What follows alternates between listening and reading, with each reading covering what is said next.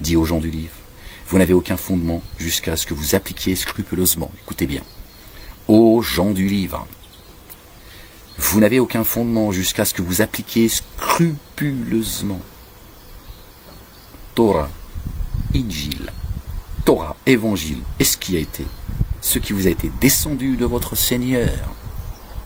Ce qui t'a été descendu augmentera très certainement chez beaucoup d'entre eux leur démesure et leur négation. Ne t'afflige donc pas au sujet de la junte mécréante. D'accord? Bien entendu, le verset 68 de la sourate 5, ce qu'elle dit. Subhanallah al-Azim. Dieu parle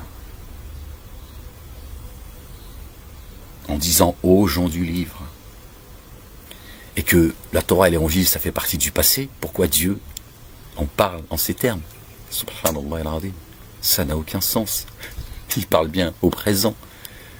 Qu'est-ce qu'on a à faire, nous, de la Torah et l'Évangile, si c'est ici, comme vous le dites, coraniste et sunnite et...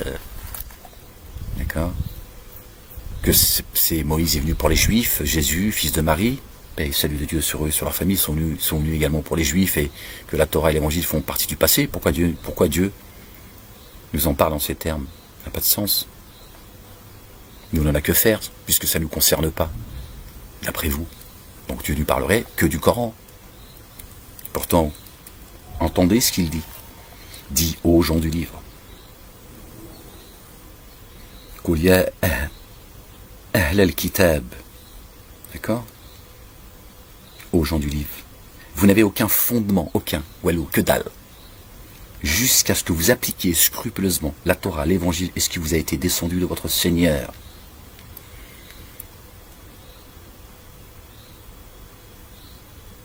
D'accord? Si ça s'adressait à eux, aux gens de la Torah, qu'est-ce qui leur est descendu en dehors de la Torah? Si ça s'adresse aux gens de l'Évangile, qu'est-ce qui est descendu après l'Évangile, après eux? Donc là, Dieu lit les 3 livres descendus. Subhanallah al-Azim, c'est dur à comprendre pour ceux qui continuent à propager le mensonge, d'accord, concernant la Torah et l'Évangile, disant que ça fait partie du passé. D'accord, vous avez vu le verset 68, la sourate 5, ce qu'elle dit. Vous ne tenez sur rien, tant que vous ne jugez pas avec la Torah, l'Évangile, et ce qui est descendu sur vous. D'accord? C'est pas la manne et la caille, comme on pourrait le croire, comme pourraient le croire certains, comme on a pu le croire, comme j'ai pu le croire aussi à une époque. D'avoir passé toute une vie avec le musulmanisme. D'accord? Torah, Évangile, Coran et Psaume.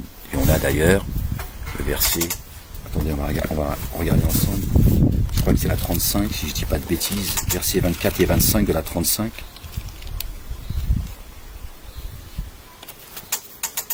أعوذ بالله من الشيطان الرجيم بسم الله العظيم الكريم ألف لام ميم ح ميم عين سين وقاف. Nous t'avons envoyé, versets 24 et 25 de la sourate 35, le Créateur, subhanallah al-azim, gloire et pureté à lui. Nous t'avons envoyé en toute vérité et bon droit, comme annonciateur de bonnes nouvelles et comme avertisseur. Il n'est pas une nation qui n'ait déjà eu un avertisseur. S'ils te traitent de menteur, ceux qui étaient avant eux ont bien traité de menteurs leurs messagers, qui leur apportaient les preuves évidentes. Le livre éclairant et les psaumes. Les psaumes et le livre éclairant. Donc, question que j'avais posée déjà à une époque, j'ai demandé où sont les psaumes écrits en arabe dans les mosquées. D'accord? Dieu dit.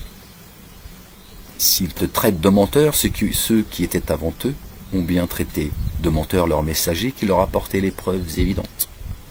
Les psaumes et les livres éclairants. Et comment sait-on que Mohammed, selon vous, aurait dû venir avec lui aussi les psaumes? Dieu dit, concernant ses messagers, sa sunna est immuable également, comme sa sunna tout court en réalité. D'accord? Donc Dieu est dit, pour vulgariser, Dieu est dit, tous mes messagers, d'accord, sont venus avec les mêmes commandements et les mêmes livres.